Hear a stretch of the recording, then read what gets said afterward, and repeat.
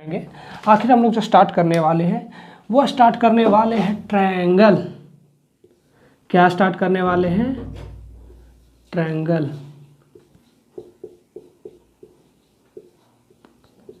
Triangles, देखिए triangle, ठीक है, जो हमारा हिंदी में बोलते हैं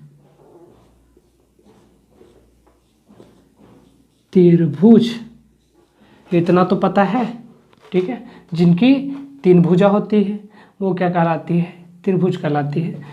चलिए आखिर हमको पढ़ना क्या है? एक्सरसाइज 6 क्लास 10th का एक्सरसाइज 6 में जो है ट्रायंगल, वो किस टाइप का ट्रायंगल पढ़ना है। तो हमको पता है कि हम लोग क्लास 9th पढ़े हुए कॉन्ग्रुएंट ट्रायंगल यानी कि स्वांगसम त्रिभुज पढ़े हैं कि नहीं पढ़े? पढ़े हैं ना, बोलो। और क्लास 10th हम लोग पढ़ेंगे सिमिलर ट्रायंगल यानी कि समरूप त्रिभुज। स्वांगसम त्रिभुज क्या होता था? जिसमें क्या होता था कि उनका साइज जो होता था वो बराबर होता था और आकृति भी एक ही जैसा होता था, यानी कहने का मतलब है सेम साइज सेम शेप। लेकिन समरूप क्या बोलता है कि सेज का कोई भी मैटर नहीं है। हमारा जो मैटर है वो किसका? एक जैसा होना चाहिए। क्या होना चाहिए? एक जैसा होना चाहिए, ठीक है। तो हम लोग को पढ़ना है समरूप त्रिभुज यानी कि सिमिलर ट्रायंगल। तो हम बात करते हैं सिमिलर। पहले हम कॉन्सेप्ट क्लियर करेंगे, उसके बाद क्वेश्चन करेंगे, ठीक है। तो अभी जो कॉन्सेप्ट क्लियर करने वाले हैं 6.1, 6.2, 6.3, 6.4 और 6.5 तक का टोटल कॉन्सेप्ट क्लियर करेंगे। उसके बाद पार्ट 2 में हम लोग क्वेश्चन करेंगे, ठीक है। तो सिमिलर ट्रायंगल का करते हम लोग कि सिमिलर ट्रायंगल होता क्या है। तो पहले इसमें दो वर्ड है हमारे पास, सिमिलर और ट्रायंगल, जिसको हम लोग हिंदी में बोलते हैं समरूप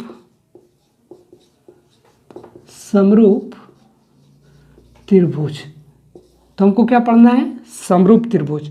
तो समरूप त्रिभुज क्या होता है? समरूप त्रिभुज का मतलब होता है वैसा त्रिभुज जिसका आकृति एक जैसा हो। क्या हो? आकृति एक जैसा हो। तो उसे हम क्या बोलते हैं? उसे क्या बोलते हैं? समरूप त्रिभुज बोलते हैं। क्या बोलते हैं? समरूप त्रिभुज, ठीक है। तो हम ये बात कर रहे हैं समरूप त्रिभुज का, लेकिन समरूप का मतलब होता है एक जैसा। क्या होता है? एक जैसा। क्या अगर एक जैसा है तो क्या उसका आकार जो है, आकार वो बराबर होगा? दूसरा, या आकार बराबर नहीं होगा। दोनों कॉन्सेप्ट को क्लियर करेंगे। अगर कोई भी चीज़ समरूप है तो क्या आकार बराबर होगा या नहीं होगा? दोनों चीज़ हो सकता है, आकार बराबर भी हो सकता है, आकार बराबर नहीं हो सकता है। जैसे कि हम लेते हैं, हम बात करते हैं सर्कल का। तो अब देखिए जितने भी सर्कल होते हैं, जितने भी हमारे पास सर्कल होते हैं, मान लीजिए सर्कल बनाते हैं, बहुत सारा सर्कल बना लेते हैं हम लोग। आप ये देखिए यहाँ पे सब एक जैसा है, जितने भी सर्कल है वो क्या हमारा एक जैसा है। लेकिन कहीं देख रहे का आकार बराबर है, कहीं आकार बराबर नहीं है। यानी कि हमको क्या ध्यान देना है कि वो एक जैसा होना चाहिए। आकार बराबर भी हो सकता है, आकार बराबर नहीं हो सकता। अगर आकार बराबर है और आकृति भी एक जैसा है तो उसको हम लोग बोलते हैं स्वांगसम। क्या बोलते हैं? स्वांगसम, यानी कि कॉन्ग्रुएंट। क्या बोलते हैं इसको? कॉन्ग्रुएंट बोलते हैं। तो हम लोग क्लास 9th पढ़े हुए कॉन्ग्रुएंट क्या होता है? जिनका आकृति भी एक जैसा होता है और साइज भी बराबर होता है, उसको स्वांगसम बोलते हैं, ठीक है। तो हम लोग पढ़े हुए क्लास 9th में स्वांगसम त्रिभुज। हम लोग जो पढ़ने वाले आज वो पढ़ने समरूप त्रिभुज, ठीक है। चलिए दूसरा कंसेप्ट अगर बात करें हम, तो क्या सभी घन यानी सभी स्क्वायर क्या समरूप होते हैं या नहीं होते हैं? तो चलिए देख लेते हैं। आप इसे देख पा रहे होंगे, थोड़ा सा देखिए। आकृति हम एक जैसा बनाना चाहते हैं, यानी सब घन होना चाहिए, जिनकी चारों भुजा क्या होनी चाहिए? बराबर होनी चाहिए, ठीक है। तो आप यहाँ मान लीजिए कि सबका चारों भुजा बराबर है, यानी कि सब स्क्वायर है। सब क्या है? स्क्वायर है। तो आप देख पा रहे होंगे कहीं बड़ा है कहीं छोटा है। तो आकृति क्या है? आकृति तो एक जैसा है लेकिन आकार बराबर नहीं है। तो ये भी समरूप है, ये भी समरूप है, लेकिन स्वांगसम स्वांगसम नहीं है। स्वांगसम कौन होगा, देखिए ये स्वांगसम है, ये दोनों क्या है, स्वांगसम है, ठीक है। ये दोनों क्या देख रहे हैं हम, स्वांगसम है, ये दोनों स्वांगसम है। अगर लेकिन टोटल का बात करें तो टोटल जितने भी वृत्त होते हैं वो समरूप होते हैं, स्वांगसम नहीं बोल सकते, ठीक है। जितने भी घन होते हैं, जितने भी स्क्वायर होते हैं वो समरूप होते हैं, स्वांगसम नहीं होते। समरूप का मतलब होता है एक जैसा, आकार बराबर भी हो सकता है, आकार बराबर नहीं भी हो सकता। यानी कि जितने भी स्वांगसम होते हैं, जितने भी स्वांगसम होते हैं वो सब समरूप होते हैं, लेकिन जितने भी समरूप होते हैं वो स्वांगसम नहीं होते, ठीक है। इतना क्लियर रखना हमको। अब आगे देखते हैं हम कि अगर मान लीजिए कोई भी, अगर जैसे मान लीजिए कभी खरीद लिया फॉर्च्यूनर गाड़ी और खरीद लेते दूसरा कोई हीरो होंडा गाड़ी, तो हमको पता है फॉर्च्यूनर में क्या क्या क्या फीचर्स है और मोटरसाइकिल में क्या फीचर्स है ना। तो उसी टाइप से अगर हम बात करें तो ये स्वांगसम में क्या होते थे, तीनों भुजा, अगर त्रिभुज का बात करें तो तीनों भुजा बराबर होते हैं और तीनों कोण भी बराबर होते थे।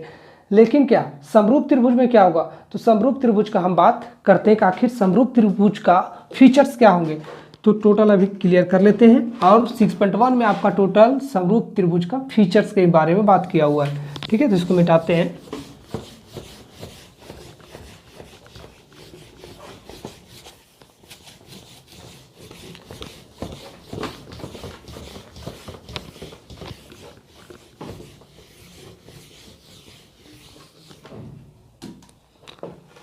हम मान लेते हैं कि दो आकृति हमारे पास समरूप है,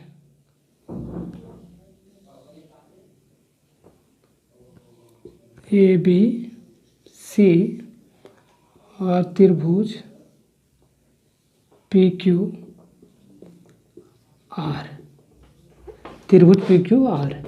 तो अगर ये समरूप है, क्या है, अगर क्वेश्चन में बोल देता है कि अगर ये समरूप है तो हमको मानना होगा क्या, कि इनकी संगत भुजाओं का अनुपात बराबर होता है। स्वांगसम में क्या होता था, इनकी संगत भुजा बराबर होते थे, यहाँ क्या है, संगत भुजाओं का अनुपात बराबर होता है। यानी कि ए बी का संगत भुजा कौन है, पी क्यू, इनका अनुपात जो है, इनका जो अनुपात है अन्य संगत भुजाओं के अनुपात के बराबर होगा। यानी कि ए सी बटा पी आर के अनुपात के बराबर होगा। यानी कि बी सी बटा क्यू आर के बराबर होगा। हम बात करें संगत भुजा और संगत कोण, तो संगत भुजा को और संगत कोण को इंग्लिश में क्या बोलते हैं, तो बोलते हैं कॉरस्पॉन्डिंग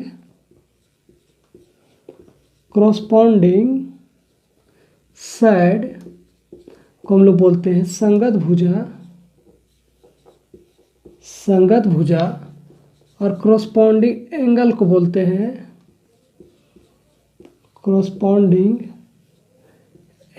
बोलते हैं हम लोग संगत कोण।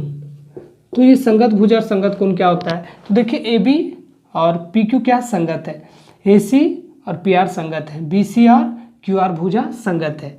और कोण का बात करें यानी संगत कोण यानी कि कॉरस्पॉन्डिंग एंगल का बात करें तो कोण ए बराबर होगा संगत कोण पी, और कोण बी बराबर होगा कोण क्यू, आप देख रहे हैं बी और क्यू, और कोण सी बराबर होगा कोण आर, ठीक है। तो आपको देखिए 6.1 में क्या क्या क्वेश्चन पूछा है, बोलेगा सभी वृत्त जो होते हैं वो क्या होते हैं, समरूप होते हैं या स्वांगसम होते हैं। तो हमको पता है क्या होते हैं, समरूप होते हैं। जितने भी वृत्त, जितने भी स्क्वायर होते हैं, जितने भी घन होते हैं वो क्या होते हैं, समरूप होते हैं, ठीक है। अब बोलेगा कि अगर कोई भी त्रिभुज समरूप है तो क्या होगा, उनकी संगत भुजाओं का अनुपात बराबर होता है और उनकी संगत कोण बराबर होता है, ठीक है। इतना कॉन्सेप्ट क्लियर रखना है। ये 4 ही तो क्वेश्चन आपका 6.1 में इसी से रिलेटेड क्वेश्चन है। और अगर हम बात करते आगे का बात करें हम, जैसे आपका एक क्वेश्चन दिया हुआ है कि मान लेते ए बी सी और एक है यहाँ पे पी क्यू आर, ठीक है। अब आपको यहाँ पे दे रखा 5, ये भी दे रखा 5, ये भी दे रखा 5, ये दे रखा 2.5, ये भी दे रखा 2.5 और ये भी दे रखा 2.5, और आपको बोल रहा है ये समरूप त्रिभुज है या तो नहीं है। तो हमको कैसे चेक करना है, हमको चेक करना है कि इनकी संगत भुजाओं का अनुपात बराबर होता है समरूप त्रिभुज में, यानी कि ए बी बटा पी क्यू ए बी बटा पी क्यू और ए सी बटा पी आर, ए सी बटा पी आर और बी सी बटा क्यू आर बराबर होना चाहिए। क्यों ऐसा होना चाहिए? इसलिए क्योंकि त्रिभुज ए बी सी बोल रखा है समरूप। देखिए इसके मतलब समरूप होता है, इसके मतलब सांसम होता है, यानी कॉन्ग्रुएंट ट्रायंगल। आपको पता होगा क्लास 9th में हम इस टाइप से दिया करते थे। और ये जो है समरूप है, तो ट्रायंगल ए बी सी समरूप है ट्रायंगल पी क्यू आर। और अगर समरूप होता है तो क्या होता है, इनका संगत भुजाओं का अनुपात बराबर होना चाहिए। चलिए करते हैं चेक। ए बी हमारे पास 5 है और पी क्यू हमारे पास 2.5 है। ए सी हमारे पास 5 है और पी आर हमारे पास 2.5 है। बी सी हमारे पास देखिए तो कितना है, बी सी हमारे पास 5 है और क्यू आर हमारे पास 2.5 है। आपको एक चीज़ ध्यान यहाँ रखना है कि अगर हम इधर से ए बी ले रहे हैं तो इधर से ही फिर ए सी लेंगे, इधर से ही बी सी लेंगे, ठीक है। ऐसे नहीं करेंगे कि एक बार ए बी लिए ऊपर में फिर इसको पी क्यू कर देंगे, नहीं। इधर से ले लो तो इधर से लेंगे, अगर इधर से ले रहे तो इधर से लेंगे, ठीक है। अब इसका रेशियो निकालिए तो देखिए सबका 2 2 और 2 आ रहा है। 2.5 को इसके बाद पढ़ेंगे तो 2 टाइम्स में, ये भी 2 टाइम्स में, ये भी 2 टाइम्स, यानी कि रेशियो हम क्या देख रहे हैं, संगत भुजाओं का अनुपात बराबर है। यानी कि ये आकृति क्या है मेरा, यानी कि ट्रायंगल एबीसी समरूप ट्रायंगल पी क्यू आर है। आप यहाँ क्या देखते होंगे, क्या हुआ कि यहाँ 5 से देखिए 2.5 ये हुआ, तो ये भी 5 से 2.5 हुआ, ये भी 5 से 2.5 हुआ, यानी कि सेम रेशियो में घटा। अब ऐसा भी हो सकता है कि अगर मान लीजिए इसको बढ़ाते तो ये 2.5 है, तो यहाँ अगर 5 हो रहा है ये वाला, तो ये वाला भी 5 होगा, ये वाला भी 5 होगा। कहने का मतलब आप समझिए क्या कहना चाहता है।